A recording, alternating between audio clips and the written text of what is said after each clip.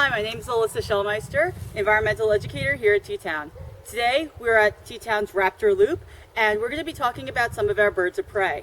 Birds of prey are birds that are predatory but also hunt with specialized feet called talons. They grab their food and sometimes are also known as raptors. That word raptor comes from the Latin word reptare, to seize, to grab, and that's really a great definition.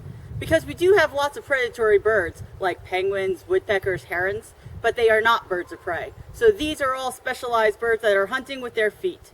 Our birds of prey here at Teatown are all animal ambassadors.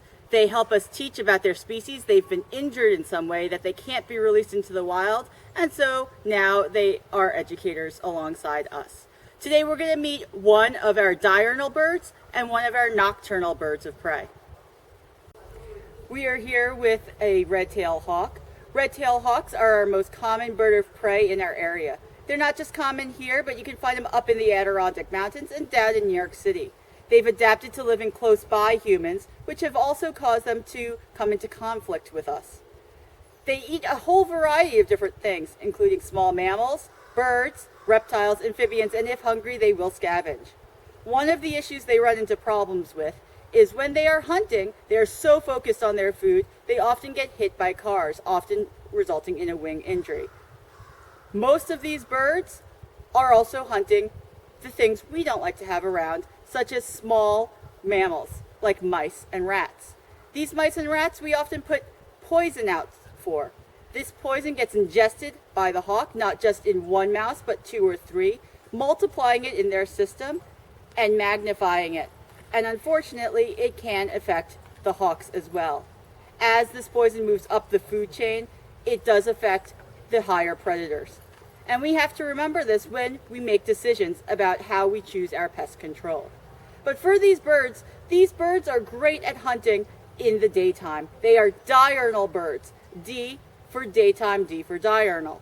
And these birds rely on their sense of sight in order to hunt. They can see a mouse in the field a mile away. That's a little hard to imagine. So can you picture a football field, a professional football field, or a soccer pitch in your head? It's about 100 yards from one end zone to the other. If we put her in one end zone and ran to the other end zone and held up a newspaper, she could read every single word on that newspaper from across that football field. If she could actually read. She can't, she's a hawk.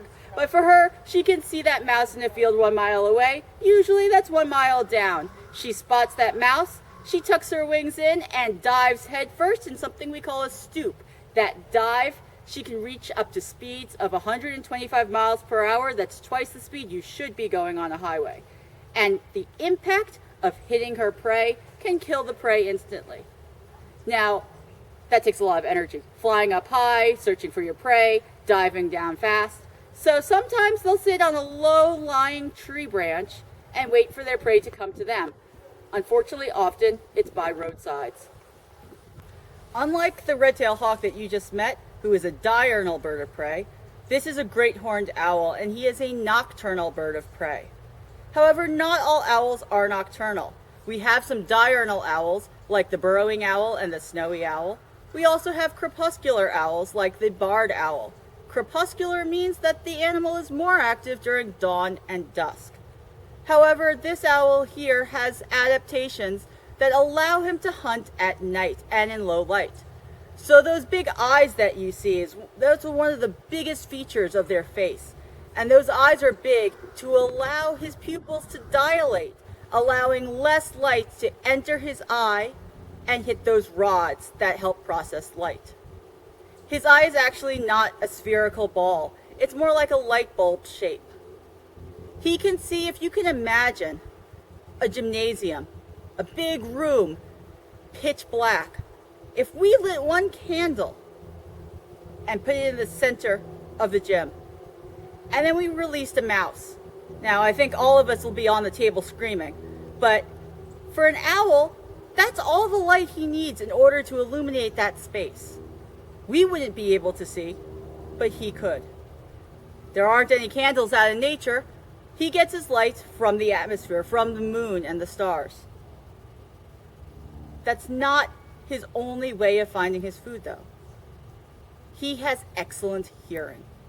If we imagine New York City and we're standing on a block, now take away all those city noises, and we whisper from that city block.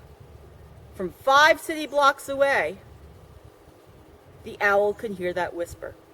That's how good their hearing is. They can hear a mouse tunneling underneath the snow 3 feet deep and blindly go in and catch that mouse. Thank you for joining us today here at Teatown's Raptor Loop, and I hope you join us again for some more Teatown Adventures.